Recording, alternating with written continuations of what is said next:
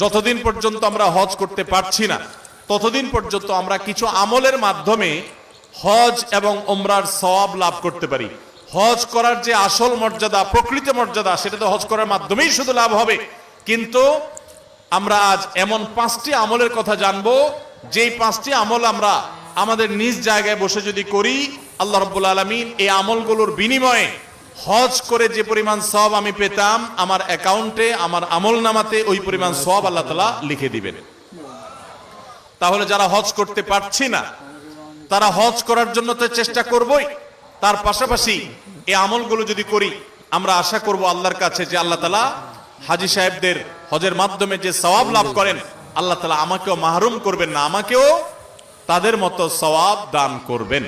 এরকম 5টি আমলের ভিতরে সর্বপ্রথম যে আমলের কথা বলবো সেটা হলো 5 ওয়াক্ত নামাজের পরে তাসবিহ পাঠ করা। সহিহ ইবনে হিব্বানের হাদিস।